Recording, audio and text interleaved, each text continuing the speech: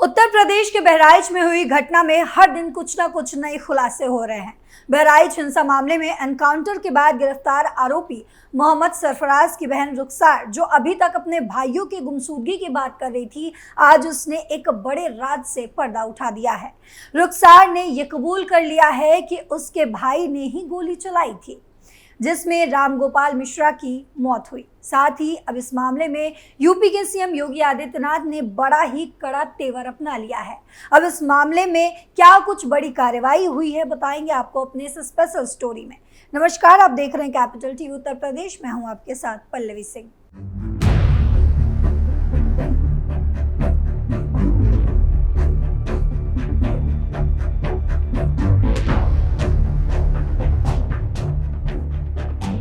बहराइच हिंसा मामले में एनकाउंटर के बाद गिरफ्तार आरोपी मोहम्मद सरफराज की बहन रुखसार ने कबूल किया है कि उसके भाई ने गोली चलाई थी, जिसमें रामगोपाल मिश्रा की मौत हुई है। रुखसार का कहना है कि सैकड़ों की भीड़ दरवाजे पर थी। सरफराज ने आत्मरक्षा में गोली चलाई थी। अनजाने में गोली रामगोपाल को जा लगी। किसी को मारना जस्टिफाई नहीं किया जा सकता है, पर अनहोनी हो चुकी है। सरफराज ने जो किया अपने बचाव में किया, उसका इरादा हत्या का नहीं था। वहीं आपको बता दें कि बहराइच के थाना हरदी क्षेत्र के रेहुआ मंसूर गांव के निवासी रामगोपाल मिश्रा बीते रविवार की शाम करीब 6 बजे दुर्गा पूजा प्रतिमा विसर्जन के लिए निकले जुलूस में शामिल थे। ये जुलूस जब महराजगंज बाजार में समुदाय विशेष के मोहल्ले से गुजर रहा था, तो दो पक्षों में कहासुनी हो गई।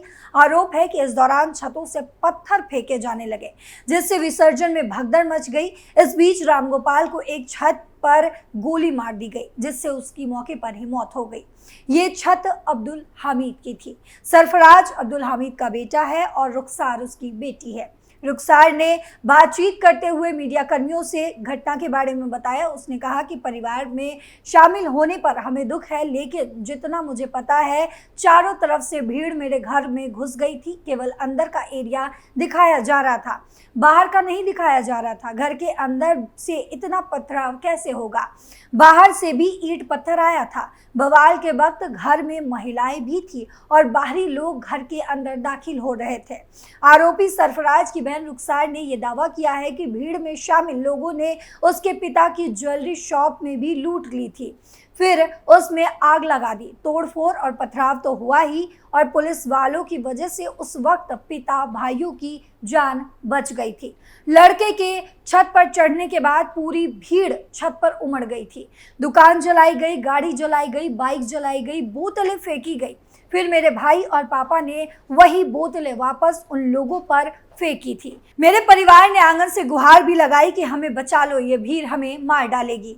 लेकिन ये सब कुछ नहीं दिखाया जा रहा। इसके ठीक बाद मेरे भाई ने पहले हवाई फायर किया, जिससे भीड़ कम हो जाए। रुखसार का कहना है कि वे लड़का जो ऊपर चढ़ गया था, आंगन में आने की कोशिश कर रहा था, जबकि घर में महिलाएं भी थी। जिसके बाद अपने बचाव में मेरे भाई ने गोली चलाई, जिसमें उसकी मौत हो गई। अगर प्लान तरीके से किया होता तो आप खुद सोचिए, किसी को मारकर परिवार कैसे बच सकता है? क्या मारना ही आखिरी सॉल्यूशन था?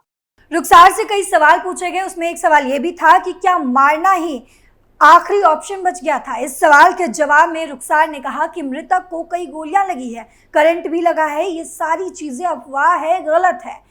1500 की भीड़ जब घर में हमला करेगी तो वो इंसान क्या करेगा अपने बचाव में?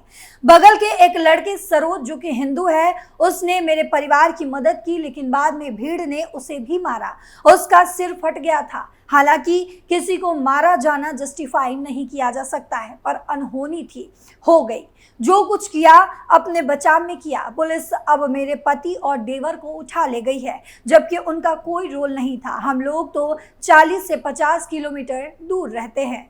5 आरोपी गिरफ्तार। बहराइच हिंसा के 5 आरोपियों को पुलिस ने बीते दिन गिरफ्तार कर लिया है। इनमें 2 को एनकाउंटर के दौरान पुलिस ने गोली मारी है। घायल हालत में सरफराज और तालीम को जिला अस्पताल में भर्ती कराया गया है, जहां दोनों का इलाज चल रहा है। उनके पैरों में गोली लगी है। जिस अस्पताल में दोनों को भर्ती कराया गया है, वहां की सुरक्षा भी बहुत ज्यादा बढ़ा दी गई है। रैपिड रिस्पांस फोर्स यानी कि आरपीएफ की टुकड़ियों को लगाया गया है। अस्पताल से लेकर हिंसा प्रभावित इलाके में भारी फोर्स तैनात है। वहीं बताया जा रहा है कि आज जुमे की नमाज यानी कि शुक्रवार को जुमे की नमाज, ऐसे में पुलिस किसी भी तरीके का रिस्क नहीं लेना चाहती। वे बहराइच जिले के हिंसा से प्रभावित क्षेत्रों को 9 सेक्टर में बांटकर सुरक्षा व्यवस्था चाक चौबंद करने में जुटी हुई है। वहीं खुद डीएम, एसपी सड़कों पर निकल चुके हैं और गश्त भी लगा रहे हैं। बाहरी व्यक्ति के प्रवेश पर रोक लगा दी गई है। प्रशासन ने लोगों को शांति बनाए रखने की अपील भी की है। आपको मालूम हो कि 17 अक्टूबर की दोपहर को बहराइच हिंसा के आरोपियों की पुलिस से मुठभेड़ हुई थी। इसमें 2 आरोपियों के पैर में गोली लगी है। एक आरोपी का नाम सरफराज है जबकि दूसरे आरोपी का नाम तालीम है। पुलिस ने मुठभेड़ के दौरान कुल 5 आरोपियों को गिरफ्तार कर लिया है। यह एनकाउंटर बहराइच के नानपारा क्षेत्र में हुआ, जहां से नेपाल की सीमा सिर्फ 15 किलोमीटर दूर है। पुलिस का कहना है कि उसने बहराइच में रामगोपाल मिश्रा की हत्या के आरोप में मुख्य आरोपी अब्दुल हमीद और उसके बेटे मोहम्मद सरफराज, मोहम्मद फहीम, मोहम्मद तालीम और मोहम्मद अफजल को गिरफ्तार कर लिया है। प्रशासन अलर्ट मोड में। बहराइच जिले में हुई इस हिंसा के बाद प्रशासन ने सुरक्षा पूरी तरीके से बढ़ा दी है। रैपिड रिस्पांस फोर्स के जवान यहां देर रात से ही ड्यूटी पर लगा दिए गए हैं। सुबह नमाज के वक्त काफी भीड़ हो सकती है, इसी को लेकर फोर्स तैनात की गई है। हिंसा प्रभावित क्षेत्रों को 9 सेक्टर में बांट दिया गया है, जहां पुलिस और प्रशासन की टीमें तैनात हैं। जुमे की नमाज के कारण बहराइच में बाहरी लोगों के प्रवेश पर रोक लगा दी गई है। वहीं आपको बता दें कि मुख्यमंत्री कार्यालय पुलिस और जिला प्रशासन से लगातार संपर्क में है। इसके लिए यहां एक कंट्रोल रूम भी बनाया गया है। वीडियो फुटेज के माध्यम से उपद्रवियों की पहचान भी की जा रही है। पुलिस ने इस पूरे मामले में अब तक 50 लोगों को गिरफ्तार किया है। वहीं 100 से अधिक लोगों के खिलाफ केस दर्ज किया गया है।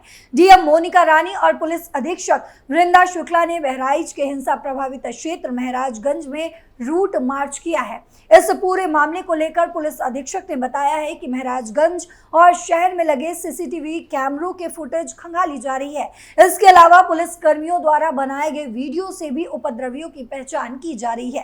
प्रशासन ने लोगों से शांति बनाए रखने की अपील की है और वो लगातार लोगों से कह रहे हैं कि शांति बनाए रखें। जिलाधिकारी ने कहा है कि स्थिति नियंत्रण में है और पुलिस पूरी तरीके से तैनात है। मुख्यमंत्री कार्यालय से पुलिस और जिला प्रशासन के अधिकारियों से पल पल की जानकारी भी ली जा रही है। नेपाल भागने की फिराक में थे आरोपी। पिछले 3 दिनों से पुलिस और एसटीएफ आरोपियों की तलाश कर रही है, जबकि आरोपी इसी फिराक में थे कि कैसे भी वो यहां से नेपाल भाग जाए। आरोपियों को जिस जगह से पकड़ा गया वहां बड़ी बड़ी झाड़ियां हैं, सुनसान इलाका है, यहां से बच निकलना आसान था। आसपास रहने वाले लोगों ने बताया कि गोलियों की आवाज सुनी गई थी। आरोपी बोला, कभी गलत काम नहीं करूंगा। आरोपियों के एनकाउंटर के बाद एक वीडियो सामने आया जिसमें ये दिखाया जा रहा है कि पुलिसकर्मी दोनों आरोपियों को कंधे पर लाद कर गाड़ी में बिठा रहे हैं। इस दौरान एक पुलिसकर्मी को कहते हुए सुना जा रहा है कि तुमने भागना नहीं चाहिए था, गलत काम कर रहे हो तुम, हम पर फायरिंग भी कर रहे हो। इस पर दर्द से कराते हुए आरोपी को कहते हुए सुना गया कि हमसे गलती हो गई, अब हम दोबारा कभी ऐसा नहीं करेंगे। हमें लगा था कि हम मौके से फरार हो जाएंगे, लेकिन गलती हो गई। इस पर एक पुलिसकर्मी ने कहा कि तुम पहले ही एक अपराध कर चुके थे, फिर गलती कर रहे हो। आरोपी कहता है कि सर अभी गलती नहीं होगी। बहराइच में कब और कैसे हुई हिंसा? आपको बता दें कि बीते रविवार की शाम करीब 6 बजे बहराइच के रेहुआ मंसूर गांव का रहने वाला 22 साल का रामगोपाल मिश्रा दुर्गा प्रतिमा विसर्जन के लिए जुलूस में आगे आगे चल रहा था। यह जुलूस जब महराजगंज बाजार में समुदाय विशेष के मोहल्ले से गुजर रहा था तो नारेबाजी और डीजे बजाने को लेकर दोनों पक्षों में पहले कहासुनी हुई। देखते ही देखते ये कहासुनी बवाल में बदल गया। आरोप है कि इस दौरान छतों से पत्थर फेंके जाने लगे, जिससे विसर्जन में भगदड़ मच गई। इस बीच जो गोलीबारी हुई उसमें रामगोपाल गंभीर रूप से घायल हो गया। उसे बहराइच मेडिकल कॉलेज लाया गया, जहां उसने दम तोड़ दिया। रामगोपाल की मौत की खबर के बाद महराजगंज में बवाल और भी अधिक उग्र हो गया। अब इस खबर पर आपकी क्या राय है, कमेंट बॉक्स में जरूर बताते जाइएगा। फिलहाल मेरे साथ इतना ही। देश और दुनिया की तमाम खबरों के लिए देखते रहिए कैपिटल टीवी। नमस्कार।